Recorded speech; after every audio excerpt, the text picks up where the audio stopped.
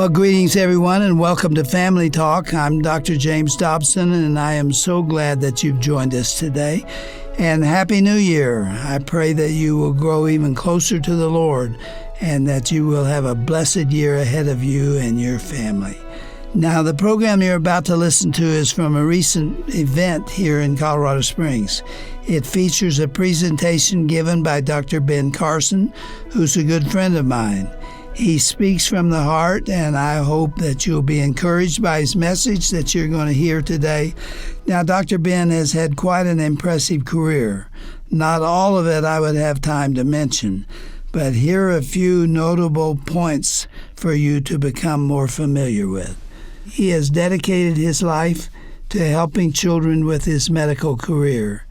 Now, Dr. Ben Carson is a retired neurosurgeon, and in 2016, he was a candidate for the office of President of the United States of America. And there is so much more to say, but without further ado, let's join Dr. Ben Carson for his presentation here on Family Talk.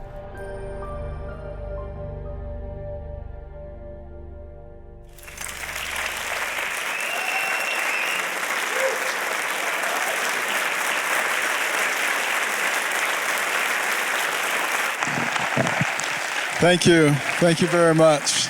Thank you. Candy and I are absolutely delighted to be here. And, I have to make a little confession before we start. Everybody does disclaimers these days. Have you noticed that?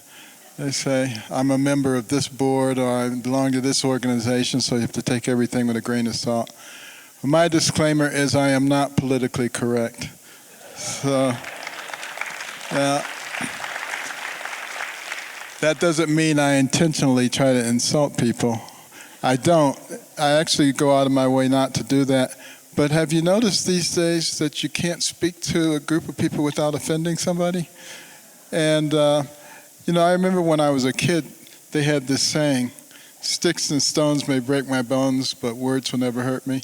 They don't teach that to the kids anymore. Now they say, go to your safe space. And what kind of people are we bringing up when we do things like that? It's a serious, serious issue. But I actually believe that we're in the closing days of this earth's history. If you read the Bible and it talks about what things are going to be like in the last days, I think we're there. And it would be like in the days of Noah, where there was constant evil everywhere. We have drag queens in front of our little elementary kids. Think about what it must be like. If the Lord doesn't come back soon, he's going to have to apologize to Sodom and Gomorrah. But I think he is coming back soon. And the question is, what do we do while we wait? What do we do in our spheres of influence? And do we truly recognize the things that are happening? The American dream is something that is so precious. You can go to any part of the world and they will tell you about the American dream. There's no other country that has a dream. We're the only ones. And part of that is because of the way that we were formulated. We had some tremendous founders. George Washington, Thomas Jefferson, Benjamin Franklin, all of these guys. They were very smart, and they studied every governmental system that ever existed in the history of the world. Why? Because they wanted to extract the best parts, leave the bad parts out. One of the things that became clear to them is that all governments end up essentially the same. It doesn't matter how they start. It doesn't matter how lofty their intentions are. They grow, they infiltrate, and they dominate.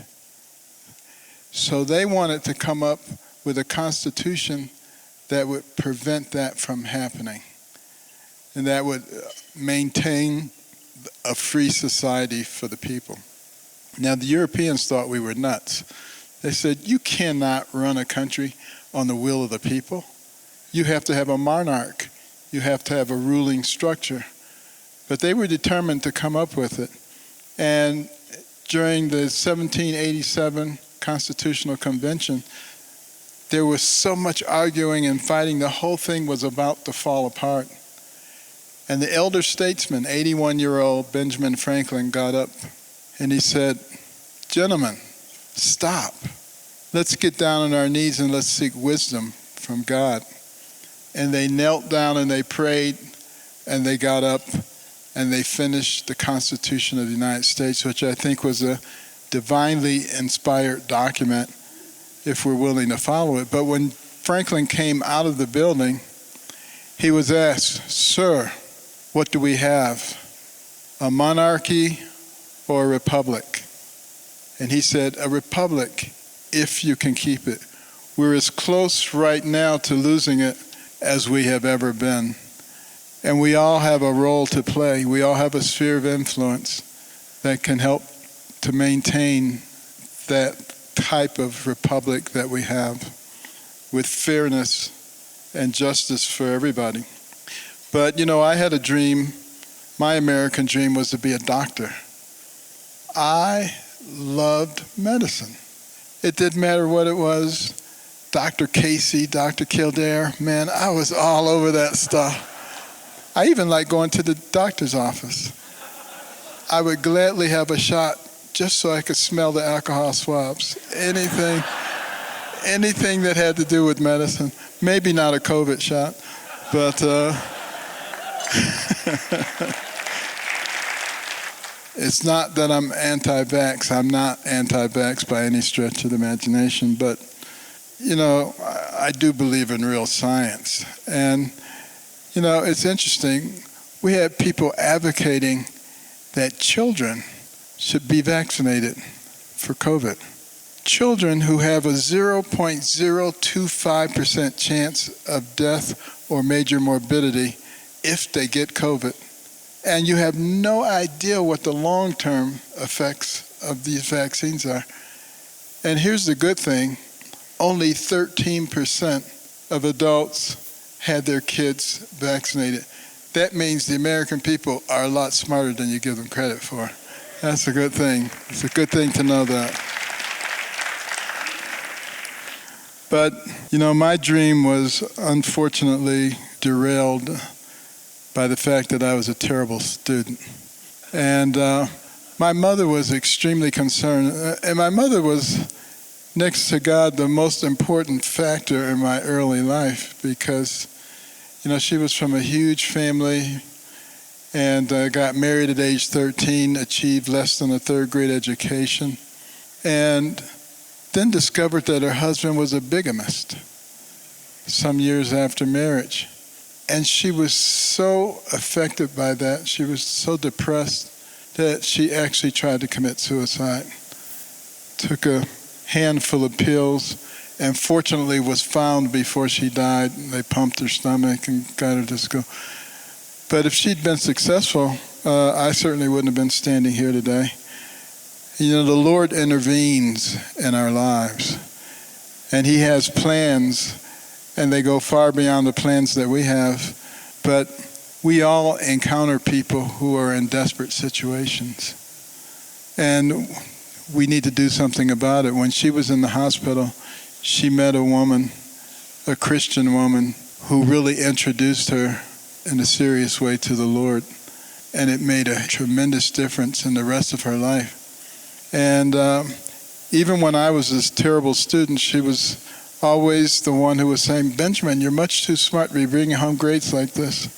I brought them home anyway, but she was always having, these things to say and being encouraging, while everybody was teasing me about being a dummy.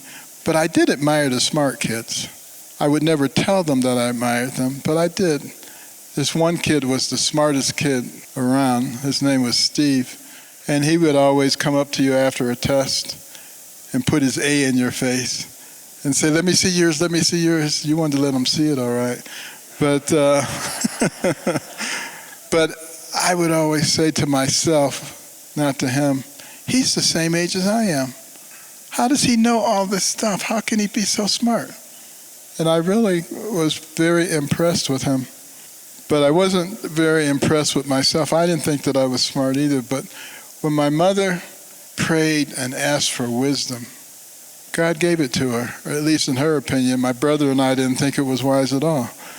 I mean, turning off the TV and making us read books and submit to her written book reports that she couldn't read. We didn't think that was smart. But we didn't know she couldn't read them. But interestingly enough, even though I hated it in the beginning, I actually began to love reading those books, because between the covers of those books, I could go anywhere, I could be anybody, I could do anything. And poverty was gone for that time while I was in that book.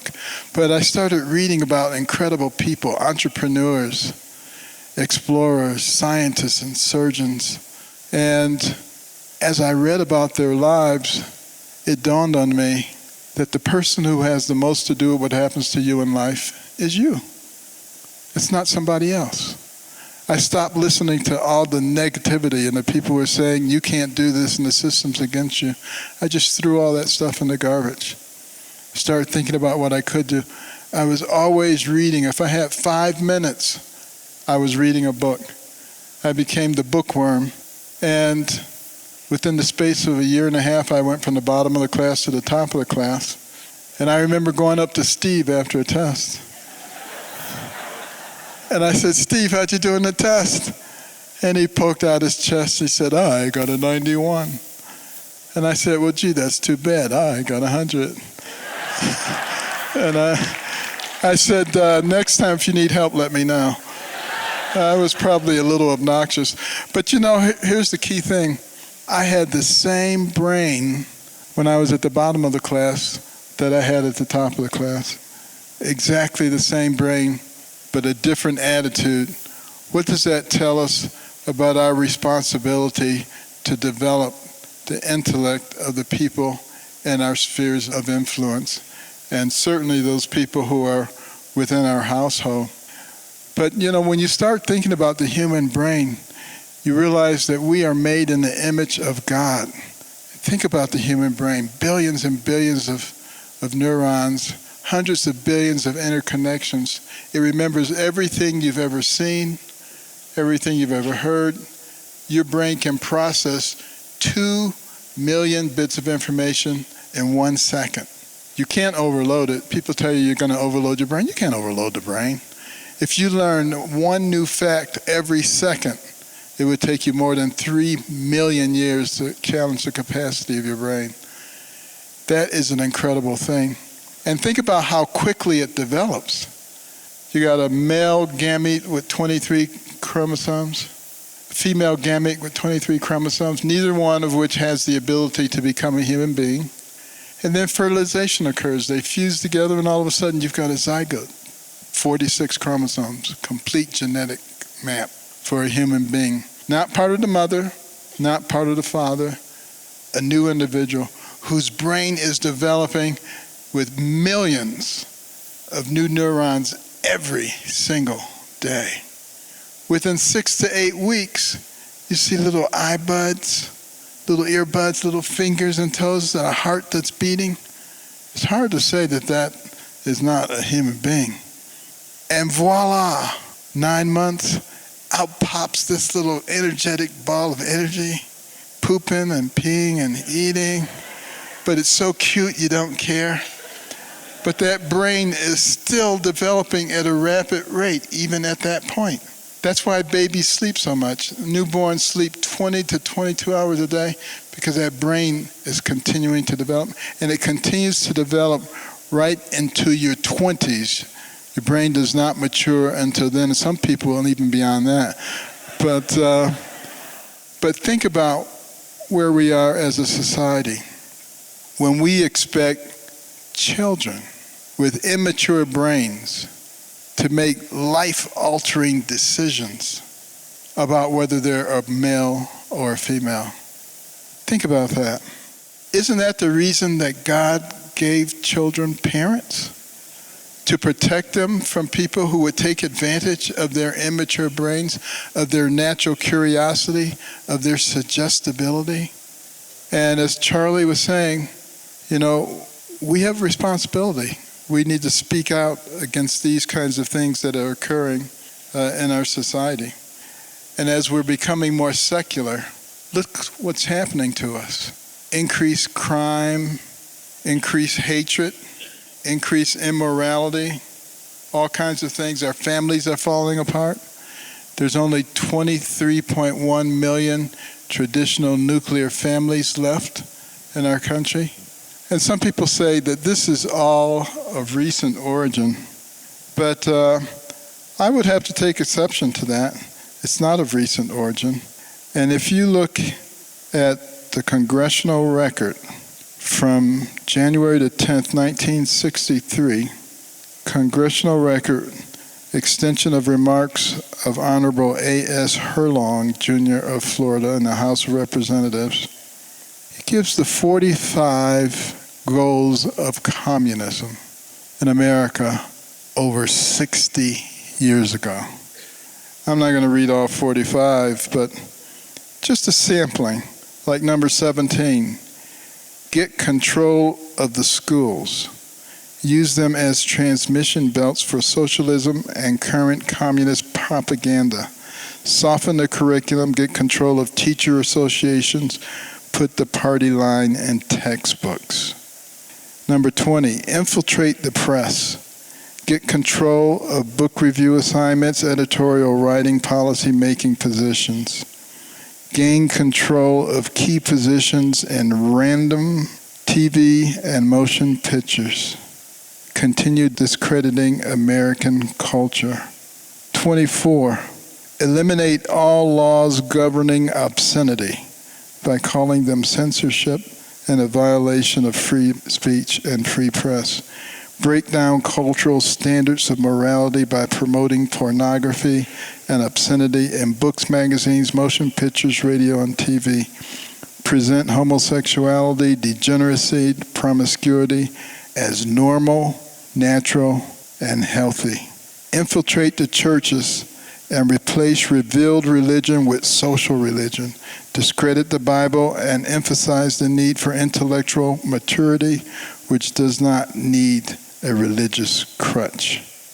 Number 40, discredit the family as an institution, encourage promiscuity and easy divorce, emphasize the need to raise children away from the negative influence of parents, attribute prejudices, mental blocks, and retarding of children to suppressive influence of parents. Does that sound like stuff that's going on? They've been working at it for a while. You know, we think we won the Cold War, but they were planting the seeds of the destruction of our society, of the fundamental change of our society many, many years ago. That's why Khrushchev said to Eisenhower, your grandchildren's children will live under our system, and we won't have to fire one shot. Because we're being played, we're being manipulated. And it's so important that we actually understand that that's what's happening to our nation if we're going to make a change. And then there's such a big push to eliminate our faith, our Judeo-Christian values, our belief in God. You know, as a person who grew up with a scientific background, I had an interesting perspective as I listened to the professors talk about ways that we didn't need God. And these are people who claim to be scientists, talking about things like the Big Bang Theory. There was nothing, and then there was something, and then there was a Big Bang, and everything was organized perfectly into our solar system. I mean, well, I don't want to say stupid, but I mean, that is ridiculous, especially if you apply science. Like the second law of thermodynamics, entropy, which says things move toward a state of disorganization. They're saying there's a big explosion and everything becomes perfectly organized. And I've asked some Nobel Prize winning particle and nuclear physicists to explain that. And their answer always comes down to, well, we don't understand everything. And I say, I don't know that you understand anything, quite frankly. And then there are the atheists who think that people who believe in God are total idiots. I was once involved in a public debate in Hollywood. It was myself and Francis Collins on the side of believing in God, and Richard Dawkins and David Dennett on the side of the atheists. And at the end of the discussion, I said to Dawkins, "You win, because you've convinced me. I came from God and you came from a monkey."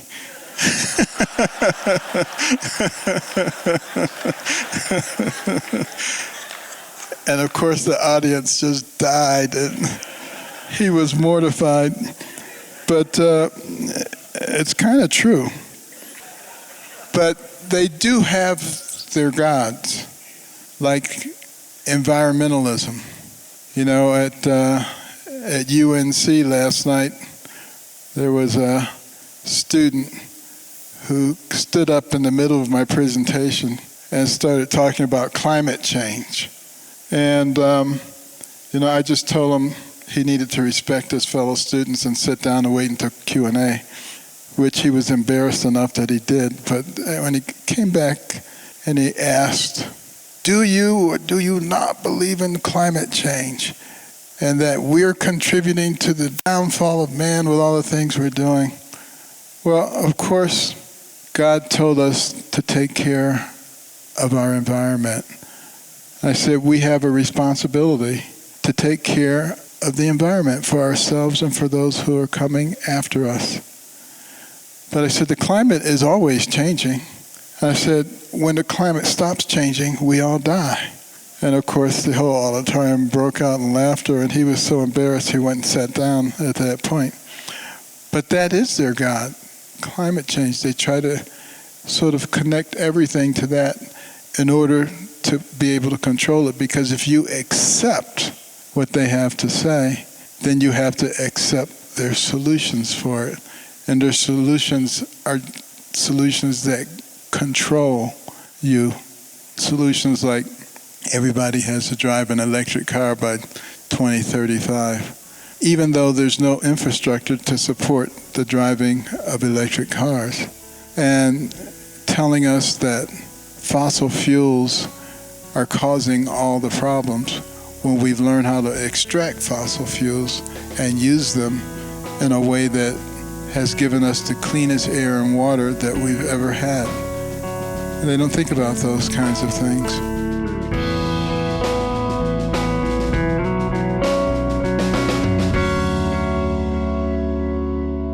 What a thought-provoking presentation from Dr. Ben Carson. And that was only part one. If you missed any part of this program, by the way, remember you can always listen again on our website at drjamesdobson.org/Family Talk. You can also listen on the JDFI Family Talk app. Now, if you enjoy Family Talk programming, you will definitely benefit from adding a copy of the 2023 broadcast collection to your family ministry library. It includes programs with guests like Bob Vanderplatz, Dr. Del Tackett, Charlie Kirk, and more. Now, to reserve your copy of the 2023 broadcast collection, just visit drjamesdobson.org/2023. We'll be happy to send you a copy of the 2023 broadcast collection as our way of thanking you for your gift of any amount in support of the Dr. James Dobson Family Institute today. So go to drjamesdobson.org/2023. And before we leave the air for today, I want to take a brief moment to thank you for your generous financial support during the month of December when we had a matching grant in place. Whether it was your first time donating or your 10th, we are so grateful for your gift. On behalf of the whole team here at the JDFI, please know how much we appreciate your prayers and your ongoing financial support. We would not be here without you. I'm Roger Marsh. Join us again tomorrow for the part 2 of Dr. Ben Carson's presentation on advocating for our country and our freedoms. That's coming up tomorrow on the next edition of Dr. James Dobson's Family Talk.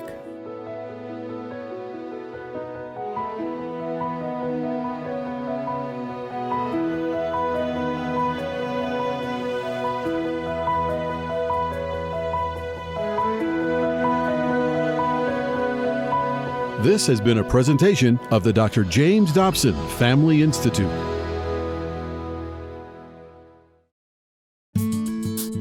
Hey everyone, Roger Marsh here for Family Talk. Where can you go to receive support and advice for you and your family? Family Talk interacts with millions of people every day with inspiring advice and tips from Dr. James Dobson on what matters to you the most. Whether it's marriage or parenting, you can be sure our Facebook page will keep you updated with how your family can succeed. Join us each day for the latest broadcast, resources, and inspiration. Nowhere else can you hear a thought of the day from Dr. Dobson, as well as a special message before you say goodnight. Now, you can be sure that every post on our page is created with you and your family in mind. So please take the time to visit us and become part of our online community at facebook.com/Dr. James Dobson's Family Talk. That's facebook.com/Dr. James Dobson's Family Talk.